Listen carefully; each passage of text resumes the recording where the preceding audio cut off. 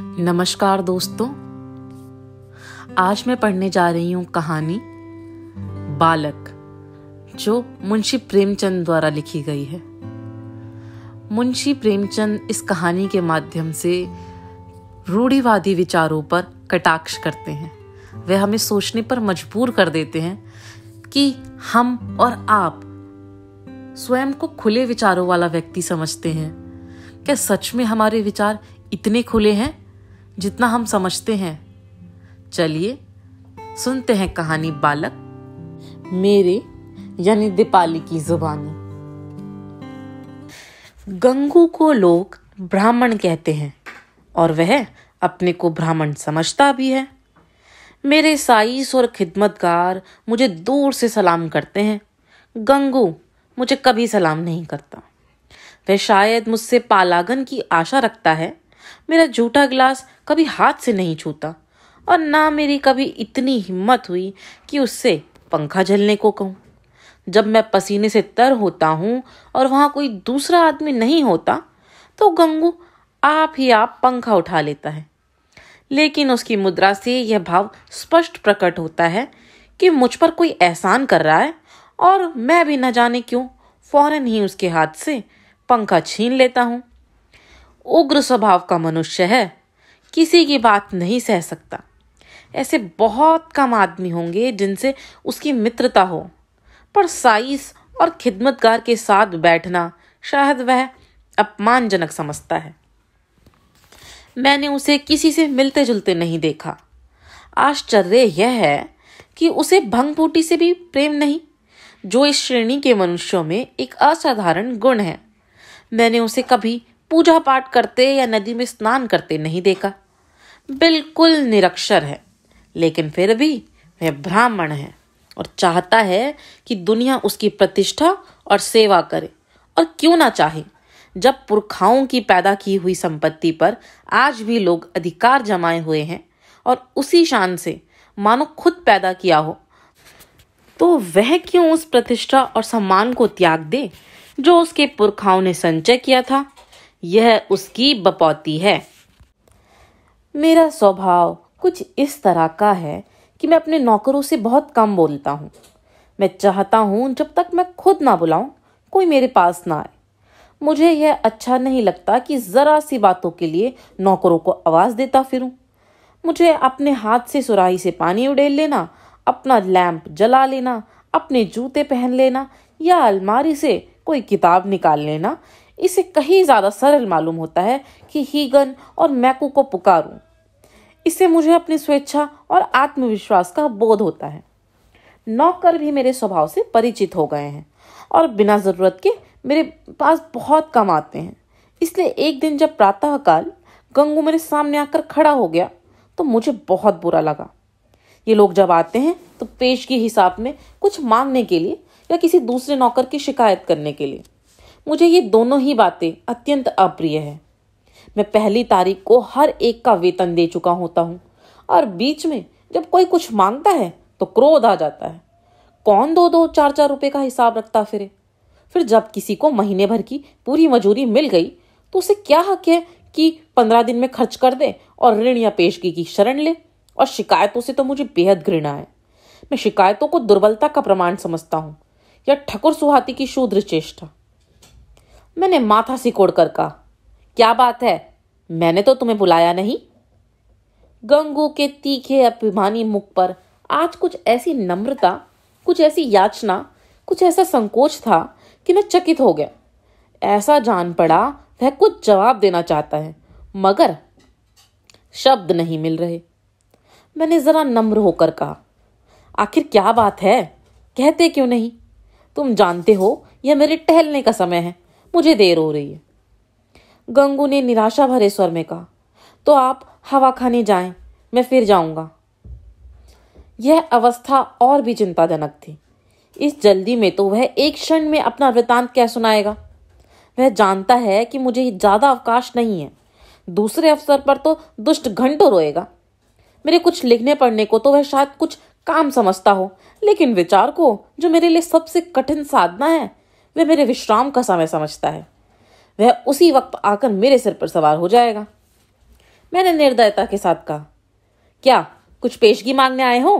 मैं पेशगी नहीं देता। जी नहीं सरकार, मैंने तो कभी पेशगी नहीं मांगी। तो क्या किसी की शिकायत करना चाहते हो? मुझे शिकायतों से घृणा है। जी नहीं सरकार, मैंने तो कभी किसी की शिकायत नहीं की। गंगू ने अपना दिल मजबूत किया। उसकी आकृति से स्पष्ट झलक रहा था मानो वह कोई छलांग मारने के लिए अपनी सारी शक्तियों को एकत्र कर रहा हो, और लड़खड़ाती हुई आवाज में बोला, मुझे आप छुट्टी दे दें, मैं आपकी नौकरी अब ना कर सकूंगा। यह इस तरह का पहला प्रस्ताव था जो मेरे कानों में पड़ा। मेरे आत्माभिमान को चोट सी लगी। मैं जब अपनों को मनुष्यता का पुतला समझता हूं, अपने नौकरों को कभी कटु वचन नहीं बोलता, अपने स्वामित्व को यथासाध्य म्यान में रखने की चेष्टा करता हूं, तब मैं इस प्रस्ताव पर क्यों ना विस्मित हो जाता। कठोर स्वर में बोला, क्यों, क्या शिकायत है? आपने तो हुजूर जैसा अच्छा स्वभाव पाया है वैसा क्या कोई पाएगा, लेकिन बात ऐसी आ पड़ी है कि अब मैं आपके यहाँ नहीं रह सकता। ऐसा ना हो कि पीछे से कोई बात हो जाए तो आपकी बदनामी हो। मैं नहीं चाहता कि मेरी वजह से आपकी आबरू में बट्टा भी लगे। मेरे दिल में उलझन पैदा हुई। जिज्ञासा की अग्नि प्रचंड हो गई। आत्मसमर्पण के भाव से बरामदे में पड़ी हुई कुर्सी पर बैठकर बोला, तुम तो पहेलियां बुझवा रहे हो, साफ साफ क्यों नहीं कहते, क्या मामला है? गंगू ने बड़ी नम्रता से कहा, बात यह है कि वह स्त्री जो अभी विधवाश्रम से निकाल दी गई है, गोमती देवी। वह चुप हो गया। मैंने अधीर होकर कहा, हाँ निकाल दी गई है, तो फिर तुम्हारी नौकरी से उससे क्या संबंध? गंगू ने जैसे अपने सिर का बोझ जमीन पर पटक दिया। मैं उसे ब्याह करना चाहता हूं बाबूजी। मैं विस्मय से उसका मुंह ताकने लगा। यह पुराने विचारों का पोगा ब्राह्मण, जिसे नई सभ्यता की हवा तक न लगी, उस उल्टा से विवाह करने जा रहा है जिसे कोई भला आदमी अपने घर में कदम भी ना रखने देगा। गोमती ने मोहल्ले के शांत वातावरण में थोड़ी सी हलचल पैदा कर दी थी। कई साल पहले वह विधवा आश्रम में आई थी। 3 बार आश्रम के कर्मचारियों ने उसका विवाह कर दिया था, पर हर बार वह महीने 15 दिन के बाद भाग आई थी। यहां तक कि आश्रम के मंत्री ने अब की बार उसे आश्रम से निकाल दिया था। तब वह इसी मोहल्ले में एक कोठरी लेकर रहती थी और सारे मोहल्लों के सौदों के लिए मनोरंजन का केंद्र बनी हुई थी।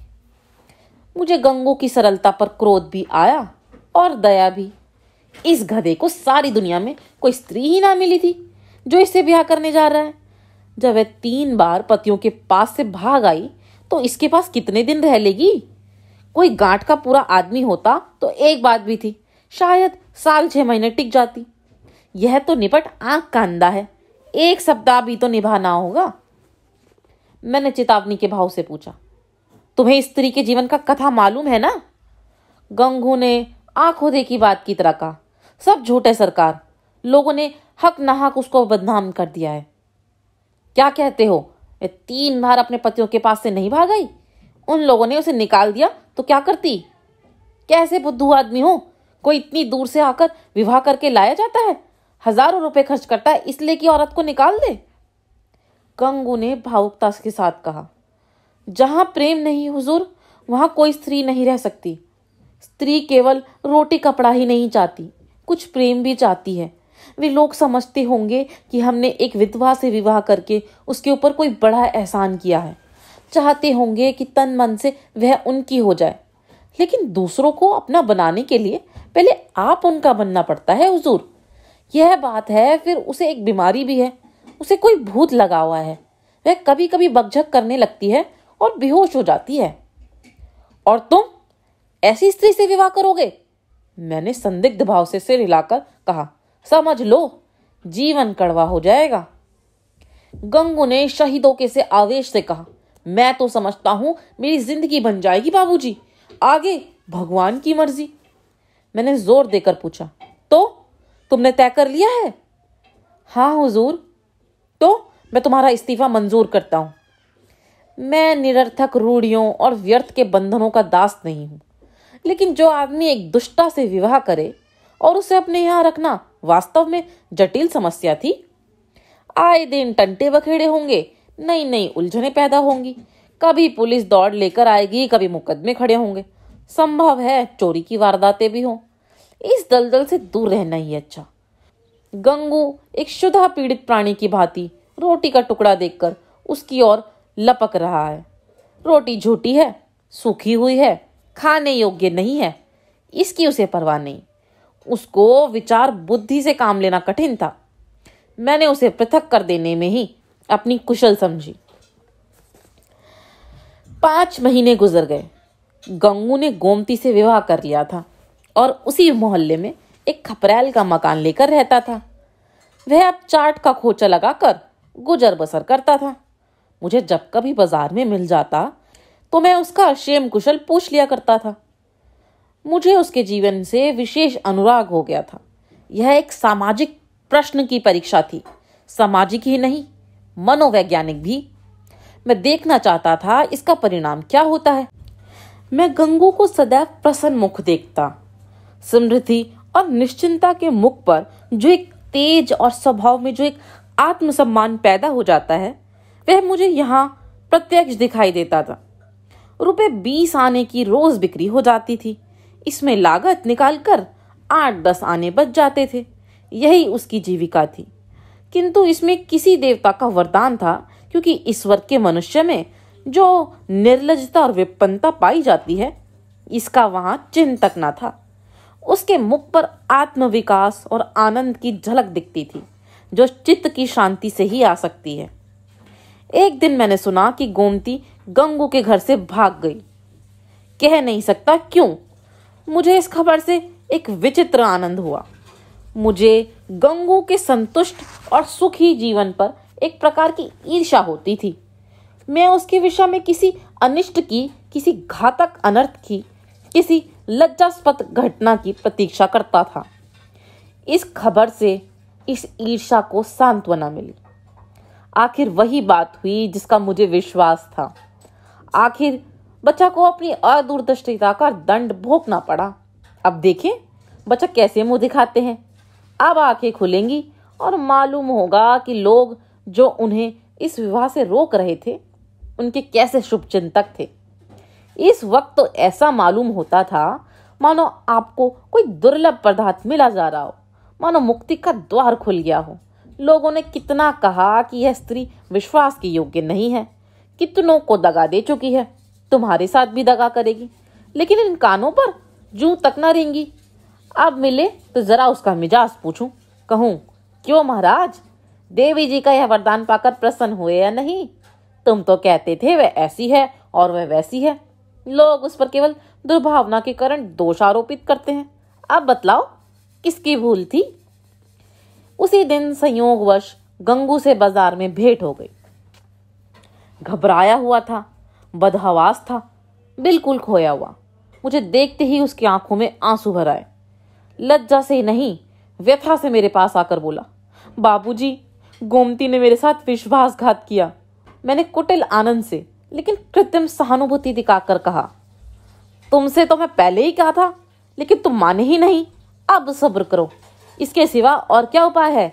रुपए पैसे ले गई या कुछ छोड़ गई?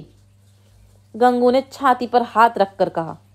ऐसा जान पड़ा मानो मेरे इस प्रश्न ने उसके हृदय को विदीर्ण कर दिया है। अरे बाबूजी, ऐसा ना कहिए। उसने धेले की भी चीज ना छुई। अपना जो कुछ था वह भी छोड़ गई। न जाने मुझ में क्या बुराई देखी। मैं उसके योग्य न था और क्या कहूँ। वह पढ़ी लिखी थी, मैं करिया अक्षर भैंस बराबर। मेरे साथ इतने दिन रही, यही बहुत था। कुछ दिन और उसके साथ रह जाता तो आदमी बन जाता। उसका आपसे कहाँ तक बखान करूं हुजूर। औरों के लिए चाहे जो कुछ रही हो, मेरे लिए तो किसी देवता का आशीर्वाद थी। न जाने क्या ऐसी खता हो गई। मेरी कसम ले लीजिए, जो उसके मुख पर मैल तक आया हो।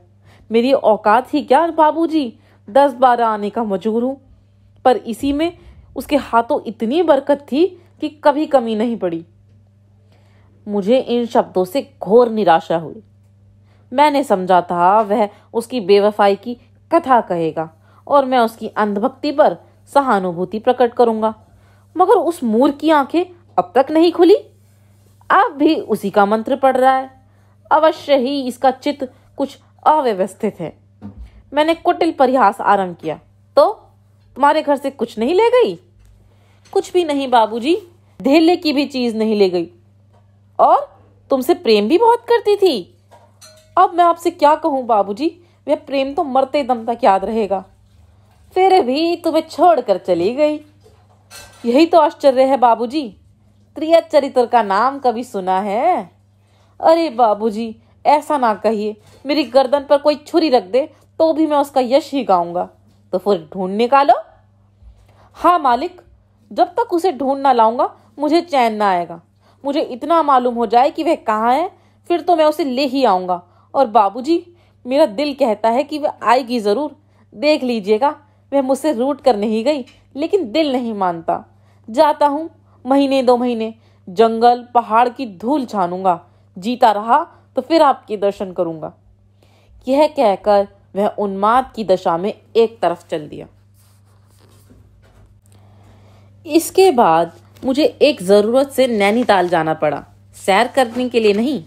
1 महीने बाद लौटा और अभी कपड़े भी न उतारने पाया था कि देखता हूं गंगू एक नवजात शिशु को गोद में लिए खड़ा है।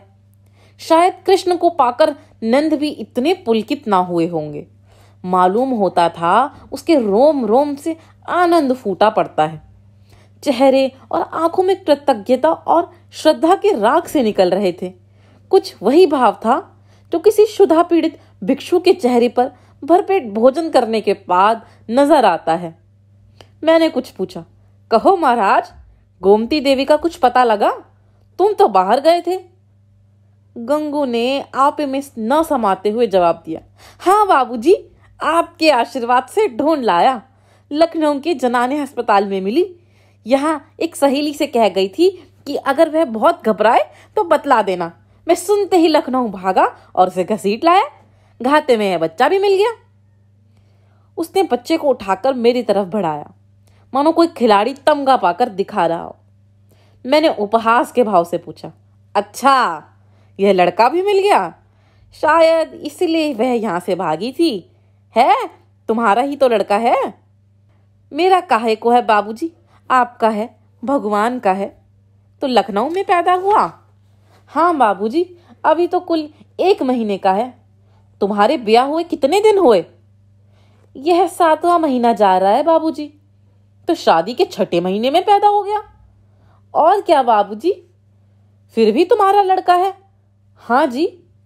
कैसे बेसिर पैर की बातें कर रहे हो? मालूम नहीं वह मेरा आशय समझ रहा था या बन रहा था। उसी निष्कपट भाव से बोला, मरते मरते बची बाबूजी, नया जन्म हुआ। 3 दिन 3 रात छटपटाती रही, कुछ न पूछिए। मैंने अब जरा व्यंग भाव से कहा, लेकिन 6 महीने में लड़का होते आज ही सुना है। यह चोट निशाने पर जा बैठी। मुस्कुरा कर बोला, अच्छा वह बात, मुझे तो उसका ध्यान भी नहीं आया। इसी भय से तो गोमती भागी थी। मैंने कहा, गोमती, अगर तुम्हारा मन मुझसे नहीं मिलता तो तुम मुझे छोड़ दो। मैं अभी चला जाऊंगा और फिर कभी तुम्हारे पास ना आऊंगा। तुमको जब कुछ काम पड़े तो मुझे लिखना, मैं भरसक तुम्हारी मदद करूंगा। मुझे तुमसे कोई मलाल नहीं है। मेरी आंखों में तुम अब भी उतनी ही भली हो। अब भी मैं तुम्हें उतना ही चाहता हूँ। नहीं, अब मैं तुम्हें और ज्यादा चाहता हूँ। लेकिन अगर तुम्हारा मन मुझसे फिर नहीं गया है तो मेरे साथ चलो। गंगू जीते जी तुमसे बेवफाई नहीं करेगा। मैंने तुमसे इसलिए विवाह नहीं किया कि तुम देवी हो, बल्कि इसलिए कि मैं तुम्हें चाहता था और सोचता था कि तुम भी मुझे चाहती हो। यह बच्चा मेरा बच्चा है, मेरा अपना बच्चा है। मैंने एक बोया हुआ खेत लिया तो क्या उसकी फसल को इसलिए छोड़ दूंगा कि इसे किसी दूसरे ने बोया था? यह कहकर उसने जोर से ठट्टा मारा। मैं कपड़े उतारना भूल गया। कह नहीं सकता क्यों मेरी आंखें सजल हो गई। न जाने वह कौन सी शक्ति थी जिसने मेरी मनोगत घृणा को दबाकर मेरे हाथों को बढ़ा दिया।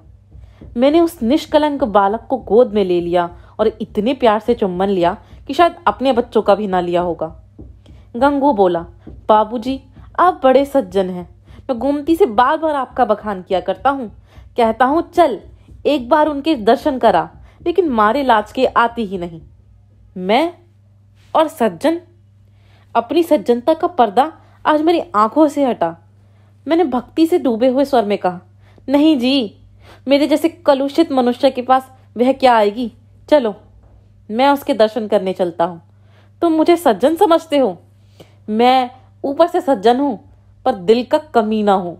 असली सज्जनता तुम में, और यह बालक वह फूल है जिससे तुम्हारी सज्जनता की महक निकल रही है। मैं बच्चे को छाती से लगाए हुए गंगू के साथ चला। दोस्तों, कैसी लगी आपको यह कहानी? कमेंट सेक्शन में ज़रूर बताइएगा। अगर आपको यह वीडियो अच्छी लगी है तो इस वीडियो को लाइक करिए, सब्सक्राइब करिए मेरे चैनल राहें कहानियों की को, और सुनते रहिए एक कहानी दीपाली की जुबानी।